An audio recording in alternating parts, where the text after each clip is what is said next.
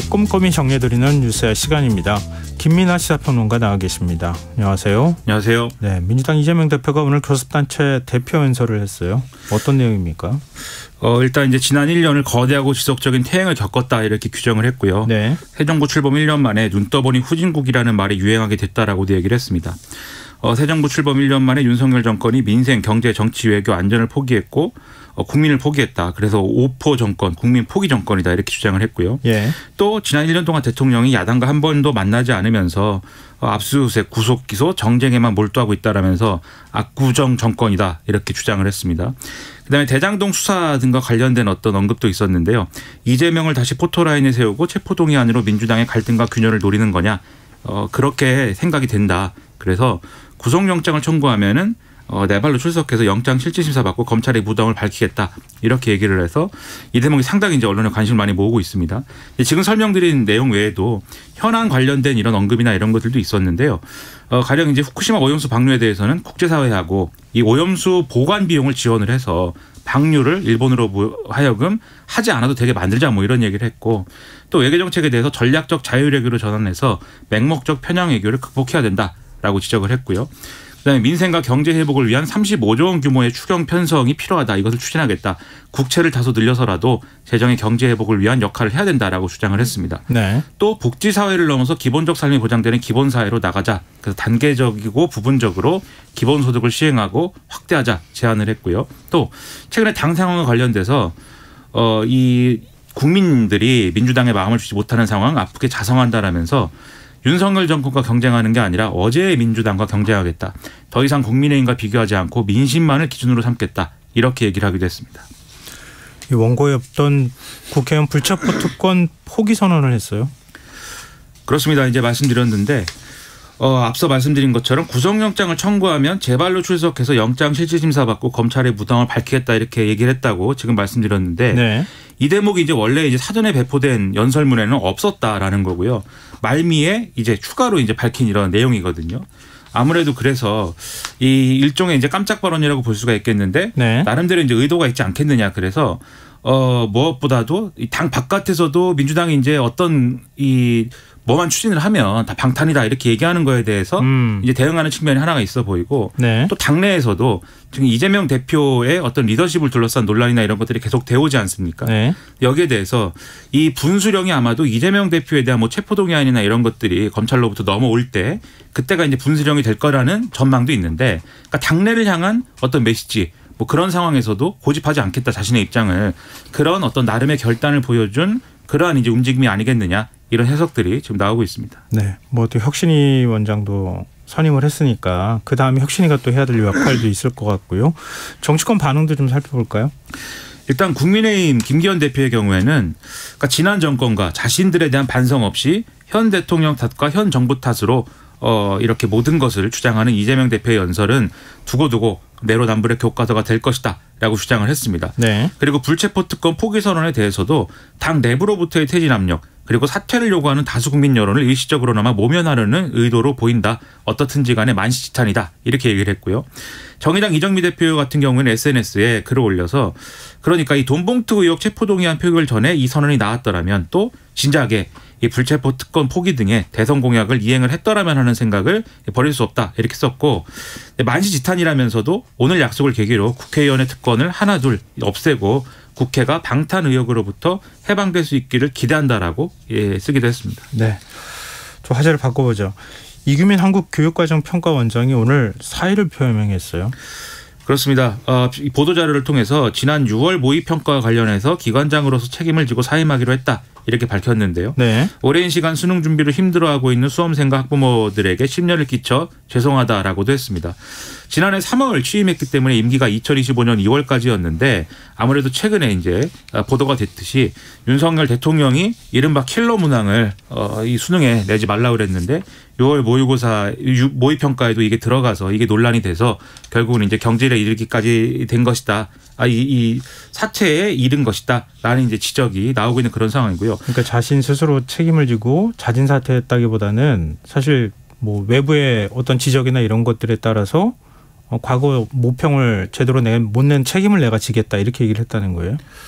뭐 그런 셈이고요. 근데 맥락을 이제 말씀드리는 것인데 이전에 언론 보도를 봐도 지난번에 경질된 이제 대입국장하고 예. 그다음에 지금 이제 사퇴를 스스로 이제 밝힌, 그러니까 사퇴는 어쨌든 스스로 한 것이긴 하지만 네. 사퇴를 스스로 밝힌 이규민 이 원장하고는 지난 정권에서 어쨌든 역할을 하고 임명이 된 그런 인사들이기 때문에 그게 이제 뭐 문제 아니겠냐 이런 지적도 있었거든요. 일부 언론에서는. 네. 그러다 보니까 이제 이런 상황이 이르게 된 거 아니냐 이런 분석이 나오고 있는 것이고, 근데 이제 그런 것들은 어쨌든 정치권 사정 아니겠습니까? 당장 문제가 되는 것은 수능이 이제 5개월 앞으로 다가왔는데 네. 문제를 내야 되는 책임을 지는 평가원장이 이렇게 그만뒀다라는 거에 대해서 여러모로 불안감이 커지고 있다라는 게 가장 큰 문제로 또 지적이 되고 있습니다. 글쎄, 이 문제를 어떻게 내야 될까? 또 내는 사람 입장에서 상당히 좀 부담스러워진 상황인 것 같긴 한데, 일단 윤석열 대통령 발언 이후에 좀 파문이 적지 않은 상황이잖아요. 국회 교육위원들, 그러니까 국민의힘 소속 의원들하고 그다음에 교육부 장관 이렇게 해서 교육부하고 당정 협의를 열었어요. 그렇습니다. 오늘 이제 학교 교육 경쟁력 제고 및 사교육 경감 관련 당정 협의회가 열렸는데 어떤 논의를 했느냐에 대해서 국회 교육의 여당 간사의 이태규 의원이 브리핑을 했습니다. 네. 일단 공교육 과정에서 다루지 않은 내용의 이 수능 출제를 배제를 하고 적정 난이도가 확보되도록 기법을 고도화하기로 했다. 이렇게 설명을 했고요. 네. 시스템 점검 등의 모든 가능한 지원을 다 하기로 했다라고 밝혔습니다. 그리고 정부가 사교육에 도움이 필요 없도록 사교육 수요를 공교육 내에 흡수할 수 있는 방안을 강구하기로 했다라고 밝혔고요. 또 그런 일환으로 EBS를 활용한 지원을 강화하고 돌봄 지원하고 교육 격차가 완화될 수 있도록 방과 과정에 대한 자율수강권 지원도 확대하기로 했다라고 설명했습니다. 또 지난 정권에서 이제 폐지하기로 한 자사고, 외고, 국제고를 존치하기로 했고, 또 지역의 자율적인 교육 혁신을 통해서 교육 역량 강화하는 것을 지원하기로 했다라고 설명을 했고요. 일부 이제 입시 대형 학원들의 거짓 광고로 인해서 학부모들이 불안해하기 때문에 이런 불법 행위에 대해서도 엄중히 대응할 것이다라고 주장을 했습니다. 근데 지금 윤석열 대통령이 이조 교육부 장관한테 했다는 발언의 그 정확한 내용이 뭐예요? 그러니까 맨 처음에는 교과과정 외엔 출제하지 말라 이렇게 알려졌던 걸로 교육부 장관이 브리핑했다가 지금 파문이 커졌고, 뭐 카르텔이라고 하는 표현도 누구하고의 카르텔이냐 이거 가지고도 해석이 분분했고, 그랬는데 오늘 대통령실 관계자가 정확한 윤 대통령의 발언의 의미를 전했다고요. 언론과 인터뷰에서. 정확한 의미가 사실 뭔지 뭐 정확하게 잘 모르겠습니다. 평론가 입장에서는. 그런데 이제 말씀하신 이제 애초에 얘기는 네. 이조 교육부 장관이 나와서 한 얘기는 학교 교육 과정만 충실히 이행하면 문제를 풀 수 있도록 해라 이거였습니다. 그러니까 교육과정 내에서 문제를 내라 이런 뜻으로 받아들여졌잖아요. 그랬는데 예. 그다음에 대통령실이 예. 다시 이걸 수정을 했습니다. 예. 뭐라고 수정했냐면 공교육 교과 과정 내에서 출제하라고 한 것이다. 예. 학교 교육이 아니다. 공교육 교과 과정이다. 이것은 차이가 있다. 이렇게 설명을 했습니다. 예. 어떤 차이가 있습니까? 그걸 이제 그거는 상세하게 설명하지 않고 있는데 예. 언론 보도를 보면은 학교라고 하는 종류가 이제 여러 가지가 있지 않습니까? 그렇기 때문에 예를 들면 공고도 있고 상고도 있고 또는 학교에서 배우는 교과서도 있고 여러 가지가 있기 때문에 네. 학교 교육이 학교에서 배운 내용만 있으면은 문제를 풀어라고 하는 것과 공교육 교과 과정에 따르라고 하는 건 다르다라는 언론에 인용된 주장이 있어요. 그런데 수능 출제의 방향, 원칙, 그다음에 뭐 이런 것과 비교해 보면 네. 차이 없거든요, 두 개는. 네. 그리고 지금 얘기한 학교에서 교육을 어떻게 하든 교과서가 어떻게 나오든 간에 다 교과 교육 과정 내에 있는 겁니다. 그리고 지금도 수능 시험은 교과 과정 내에서 출제됩니다. 다만 그 지문에 있는 용례라든가 그 지문의 어떤 출처라든가 이런 것들이 거기에 나오는 단어라든가 이런 것들이 교과서에 안 나올 따름인 것이죠. 그러니까 기본적으로 우리가 얘기하는 교과서에 나오느냐 안 나오느냐, 문제 그 내용 자체를 전부 교과서에서만 뽑아내 가지고 문제를 내느냐, 아니면 교과서에서 가르치고 있는 내용과 관련돼 있는 거를 같이 포함해서 내느냐, 뭐 이 정도 범주 차이라고 볼 수 있겠네요. 뭐 그런 얘기인데. 뭐 예를 들면 문학 같은 경우에는 교과서에 안 나온 문학 작품도 예를 들어서 나올 수도 있는 거 아니에요. 그렇죠. 그래서 그런 얘기인데 오늘 이 대통령실이 또 대통령의 발언을 소개를 한 것은 네. 최근 참모들에게 이렇게 얘기를 했다는 겁니다. 이 소위 말하는 킬러 문항이라는 게 있지 않습니까? 지금 어쨌든 타겟은 킬러 문항인데 이게 이른바 국어 과목인데 네. 국어와 관계가 없는 과학, 수학 또는 뭐 어려운 어떤 금융 용어 이런 것들을 활용한 문제가 네. 있어서 이게 이제 문제다라고 대통령은 지적을 하는 거다지 않습니까? 근데 이런 말을 했다라는 걸 대통령실이 소개를 하는 겁니다.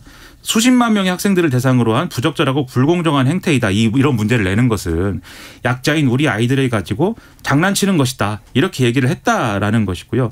그러다 보니까 이게 어려운 문제를 내서 사교육과 관련된 비용이 크게 지출이 늘어나고 그렇기 때문에 이런 문제를 내는 것 자체가 일종의 이제 교육부하고 사교육 간의 이권 카르텔이다. 이런 주장이 그래서 나온 거다라는 네. 설명인데 네.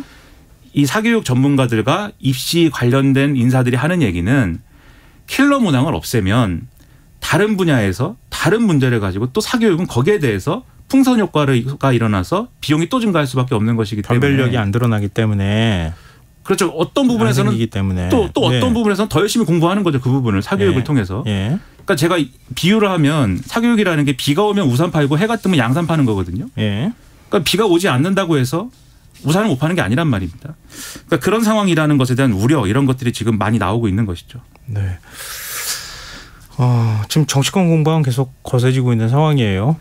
그렇습니다. 일단 이것도 사실 이제 여러 가지 혼란스러운 부분이 있는데 국민의힘의 경우에는 일단 이 파동 자체가 이번 발언 파장 자체가 교육부의 잘못된 브리핑 때문이다 이렇게 지적을 하고 있습니다. 네. 아까 말씀드렸듯이 애초에 대통령 발언의 진위와 관계없는 얘기를 교육부 장관이 했다 이런 얘기인데요. 근데 그 차이가 어떤 건지는 앞서 말씀드렸듯이 의문이 있고요. 네. 그다음에 박대출 정책위 의장의 경우에는 이런 얘기도 했습니다. 윤석열 대통령은 검찰 초년생인 15대부터 수십 년 동안 검찰 생활을 하면서 입시 부정 사건을 수도 없이 다뤄왔다. 특히 조국 일가의 대입 부정 사건을 수사 지휘하는 등의 대입 제도에 대해서 누구보다 해박한 전문가이다라고 이제 얘기를 했습니다. 민주당은 이제 논평을 냈는데요. 네. 이번 사태는 윤석열 대통령의 무책임한 입이 부른 교육 참사 시즌 2다. 지난번에 이제 박순애 장관 얘기하는 거죠. 네. 그리고 이제 이주호 장관이 윤석열 대통령으로부터 경고를 받았다고 하는데 잘못을 아랫사람에게 떠넘기는 것이 윤석열 정부의 수습 방식이냐 이렇게 지적했고 네. 정의당의 경우에는 이렇게 주장했습니다. 문제의 핵심은 단순히 메시지가 잘못 나간 게 아니라 말 몇 마디를 보태서 현장에 혼란을 일으키는 대통령의 즉흥적인 태도이다. 대통령은 이미 대선 후보 시절에 고등학교를 기술고, 예술고, 과학고로 나누자고 해서 냉동 인간이냐 이런 비판을 받은 전적이 있는데 비슷한 거 아니냐. 그래서 이런 섣부른 발언을 사과하고 이런 무책임한 일이 벌어지지 않도록 대책을 세워라 이렇게 지적을 했습니다. 지금 국민의힘 의원들이 지적하고 있는 바대로 이주호 교육부 장관이 대통령이 진위를 왜곡해서 지금 전달했다 이렇게 되는 거 아닙니까? 그러니까 이주호 장관이 그리고 윤석열 대통령한테 엄중 경고까지 받았다면서요. 결국은 사과했어요. 엄중 경고했다라고 국민일보 등의 보도가 있었는데 네. 대통령실은 또 그렇게까지는 아니다라고 얘기를 하고. 그렇게 했어요? 그렇습니다. 네. 그러니까 이게 혼란의 도가니입니다. 지금 사실 냉정하게 얘기해서. 이주호 부총리 교육부 장관은 오늘 그래서 반성과 사과를 했습니다. 대통령이 일찍이 이 문제를 지적하셨는데 교육부가 관성적으로 대응하면서 근본적인 해법을 못 내놨다. 교육부 수장이 제 책임이고 국민께 송구스럽다는 말씀 드린다 이렇게 밝혔고요. 네. 지난 정부가 방치한 사교육 문제 특히 학생, 학부모, 교사가 모두 힘든 와중에 학원만 배를 불리는 작금의 상황에 대해서 여러 번 지적이 있었음에도 대응하지 못했다라고 얘기를 했습니다. 그러니까 전 정권이 이것도 사교육 대책 제대로 못 만들었다. 그렇죠. 예. 원인이 있다. 예. 좀 더 세부적으로 말씀드리면 정시를 확대해서 이 수능 변별력이 핵심 문제가 돼서 그걸 강화할 수밖에 없게 됐고 그렇지 않습니까? 시험만 정시만 한다고 하면. 네. 그러다 보니까 사교육이 늘어나고 전 정권 책임이다 이 얘기죠. 다만 이제 앞서 말씀드린 경질론 이런 것들에 대해서는 그건 인사권자의 권한이지만 앞으로 최선을 다하겠다 이렇게 얘기를 해서 아마 경질이나 이런 문제는 아닌 것으로 추측이 되고 있습니다. 근데 이명박 정부 시절에 이주호 장관이 교육부 장관 하지 않았어요? 그렇죠. 사정관제 도입하고 지금 고교 서열화 얘기 나오는데 특목고 만들고 다 그랬던 게 이주호 장관 아닙니까? 그래서 그렇습니다. 조국 사태도 벌어졌다는 얘기 하는 거 아니에요? 그러니까 이게 꼬리에 꼬리를 물 끝이 없는 건데 그리고 지난 정권에서 학종이 예를 들면 불공정하다. 또 수시가 불공정하다. 이게 다 어떤 입시 카르텔이다. 이렇게 해서 정시 확대가 필요하다. 심지어는 정시 100%가 공정한 것이다. 이 주장한 사람들도 사실 지금 다 보수 정권에 있거나 보수 언론에 있거나. 이주호 장관이 학종 만든 거 아닙니까? 그렇죠. 그것도 이제 그렇고 지난 정권의 정시 확대도 지난 정권이 하고 싶어서 했다기보다는 그런 여론에 밀려가면서 당시에 이제 김상곤 장관이나 이렇게 막 이상해지고 이런 건데 이렇게 얘기할 수 있는 맥락일까 그런 것들은 의문인 것이죠. 네. 알겠습니다. 지금 여러분께서는 KBS 라디오 김성환의 시사회와 함께하고 계십니다. 계속해서 뉴스에 이어가겠습니다. 일본의 후쿠시마 오염수 방류 문제를 두고서도 지금 여야 간에 대립이 격화하고 있네요. 그렇습니다. 민주당의 경우에 이제 이재명 대표가 이 17일에 이제 울산의 민주당 당원이 핵 오염수라고 해서 고발당했다던데 아예 핵폐수라고 불러야 된다 이렇게 주장을 해서 그러면 내가 고발당할 차례 아니냐 이런 얘기를 했는데 이런 이제 여러 가지 계기를 통해서 계속해서 민주당은 강경한 입장으로 지금 계속 이제 가고 있습니다. 네. 실제로 이제 이 권칠승 수석 대변인이 공식 브리핑 통해서 핵폐수가 안전하다는 정부 주장은 실체 없는 유령이다라면서 이 핵폐수 이 용어를 계속해서 이제 반복해서 쓰는 그런 상황이 되고 있고요. 그다음에 이 후쿠시마 원전 오염수 방류로 피해 입은 어민과 지역을 지원하는 내용의 이 특별법을 발의하는 등의 대응 수위는 계속해서 높아져 있는 상황입니다. 국민의힘과 정부는 고위 당정을 통해서 이 국민 불안감 해소 방안을 발표를 했는데요. 이 해양 방사능에 대한 조사 지점을 확대하고 또 세슘, 삼중수소 등의 농도 분석 주기를 단축하고 또 국내산 모든 어종에 대한 검사 체계를 구축한다든지 이런 대책입니다만 이 대책의 방점을 찍는 것과 동시에 예를 들면 국민의힘의 김기현 대표의 경우에는 민주당이 토요일마다 전국을 유랑하면서 괴담에 당 사활을 걸고 있다. 터무니없는 괴담이다라고 주장하기도 하고 한덕수 총리도 이 괴담과 선동 수준의 허위 사실이 유포되고 있다라고 하는 등의 이 괴담론에도 굉장히 힘을 주는 그런 모습입니다. 민주당이 오염수를 핵폐수라고 부른 것에 대한 정부 입장이 나왔네요. 지금 이제 1일 브리핑하고 있지 않습니까? 예. 송상근 해양수산부 차관이 언급을 했는데요. 이런 과도한 용어 자제해달라 이런 단어 선택이 우리 국민들에게 과도하고 불필요한 걱정과 우려를 불러일으켜서 어업인들과 수산업계에 돌이킬 수 없는 피해를 가져올 수 있다. 이렇게 지적을 했고요. 또 일부 언론 보도에서 이제 오염수 방류가 되면은 동해 유입에 한 5에서 7개월 정도 걸린다라고 하는 그러한 보도도 있었는데 그것은 사실이 아니다라고 하는 그러한 지적도 했습니다. 국민의힘 소속 창원시 의원이 내놓은 발언이 논란이 되고 있습니까? 예, 국민의힘 소속 남재욱 경남 창원 시의원이 최근에 진행된 시의회에서 창원 마산 진해 보건소 대상 행정사무감사에서 한 말이 이제 논란이 되고 있는 건데요. 네. 그러니까 보건소 대상 행정사무감사 자리인데 갑자기 얘기를 했습니다. 과학적으로 해야 된다라고 주장을 하면서 지금 수산업자와 국민들을 정신적으로 민주당이 이렇게 어떤 후쿠시마 오염수 관련된 문제 지적이나 이런 것들을 하면서 힘들게 하고 있다. 예. 만약에 이런 식으로 하면 창원을 수소의 도시다 이렇게 얘기를 하는데 수소에너지를 수소폭탄으로 비교하는 것도 가능하지 않겠느냐라고 하면서 후쿠시마 오염 처리수를 방류했을 때 가장 많이 피해를 보는 지역은 미국인데 유독 한국에서만 난리를 치고 있다. 그것도 중앙정치에서 그러고 있는데 네. 창원 시민들은 정신을 똑바로 차려서 괴담의 정신적인 피해가 없어야 된다라고 주장을 해서 여러모로 논란이 되고 있습니다. 알겠습니다. 화제를 좀 바꿔보겠습니다. 토니 블링컨 미국 국무장관이 지금 1박 2일 일정으로 중국을 방문하고 있지 않습니까? 시진핑 중국 국가주석을 만났어요. 그렇습니다. 중국이 만날 것처럼 해주면서 안 만나는 듯 하다가 결국은 이제 만났습니다. 그래서 그것도 이제 힘겨루기 줄다리기였다. 이런 언론 보도가 있는데요. 예? 일단 시진핑 국가주석이 이 자리에서 이렇게 얘기를 했습니다. 미중 양국이 공존할 수 있느냐. 여기에 인류의 미래와 운명이 걸려있다라면서 그러니까 양국 관계는 정상화해야 된다라고 주장을 한 건데요. 네. 지구는 넓기 때문에 중국과 미국이 각자 발전하고 함께 번영할 수 있다. 그래서 중국은 미국의 이익을 존중하고 미국에 도전하거나 미국에 대체하지 않을 것이기 때문에 마찬가지로 미국도 중국을 존중하고 중국의 정당한 권익을 해치지 말아야 된다 이렇게 주장을 했고요. 그리고 이제 시진핑 주석하고 조 바이든 대통령이 작년 11월에 이룬 합의를 행동에 옮김으로써 관계 안정을 바란다고 얘기를 했는데 이 얘기는 작년 11월에 이제 미중 관계를 고위급에서부터 정상화하기로 한 합의가 있었습니다. 네. 근데 그게 중국의 무슨 이 풍선이 미국 상공에서 발견이 되면서 예. 이게 이제 어그러졌는데 그거 정상화하자 이 얘기를 한 것이죠. 네. 블링컨 장관의 경우에는 바이든 대통령도 양자 관계를 잘 관리하는 것이 세계 이익에 부합한다고 믿고 있다라고 얘기를 했다고 하고요. 미국은 신냉전을 추구하지 않고 중국의 제도 변화 추구하지 않고 동맹 관계 강화하는 것이 중국에 반대하는 것도 아니다. 대만 독립도 지지하지 않으니까 중국과 충돌할 의사가 없는 거다. 이렇게 얘기를 했다고 합니다. 그런가 하면 국민의힘 황보승 의원 오늘 자진 탈당했어요. 그렇습니다. 이 SNS에 글을 올렸는데 선당후사의 정신으로 국민의힘 탈당하고 다음 총선 불출마한다 이렇게 썼습니다. 예. 최근 가정사와 경찰사로 심력 끼쳐드려 진심으로 사과드린다라면서 결자 해지하고 국민 앞에 당당히 설 수 있도록 최선을 다하겠다라고 했는데요. 익히 아시겠지만 최근에 사실혼 관계인 무슨 부동산업체 관계자로부터 금품, 아파트 등을 받았다 이 의혹이 있는가 하면 지난 총선과 지방선거 과정에서 공천 대가로 금품 수수한 혐의 이런 것들에 대한 수사가 진행 중이기 때문에 이런 것들에 대한 논란이 커지다 보니까 결국은 좀 일부에서 예상했던 대로 자진 탈당을 결정한 것으로 해석이 되고 있습니다. 지금 이혼을 한 상황이잖아요. 전 남편은 집에 장롱에 1억이 있었다는 등 이런 소리를 좀 하고 있는데, 근데 지금 자진 탈당하면은 당무감사 어떻게 되는 겁니까? 일단 자진 탈당을 했기 때문에 사실상 이게 뭐 쉽지 않을 것이다라는 예상이 나오는데요. 예. 그러니까 당무감사라는 거는 지금 이 여러 가지 근거를 가지고 뭔가 징계를 하기 위해서 또는 뭔가 조치를 하기 위해서 취해지는 어떤 조치 아니겠습니까? 예. 탈당하고 뭐 다음 총선 출마 안 한다는데 그러니까 그런 조치의 그런 조치에 어떤 조치를 취하기 위해서는 당적을 갖고 있어서 거기에 불이익을 주거나 공천에 대해서 불이익을 주거나 이런 결과로 나와야 되는 거 아니겠습니까? 네. 그래서 당무감사가 실효성이 없어지기 때문에 어려워지는 거 아니겠느냐라는 지적이 나오고 있고요. 실제로 이제 국민의힘 유상범 수석 대변인의 경우에는 뭐 안타깝다 본인의 고뇌 끝에 선택한 것이다라는 정도의 입장을 밝히는 걸로 당의 입장을 대신했습니다. 반면 더불어민주당은 탈당할 게 아니라 아예 의원직을 사퇴를 해야 된다라고 또 이 부산시당을 주장을 하고 있어서 계속해서 이 어떤 논란의 대상으로부터는 계속 이제 언급이 좀 있을 것 같습니다. 그럼 김남국 의원은요. 이렇게 물어보면 뭐라고 얘기를 할지 모르겠네요. 자, 오늘 뉴스 여기까지 하겠습니다. 지금까지 김민하 시사평론가였습니다. 고맙습니다. 고맙습니다.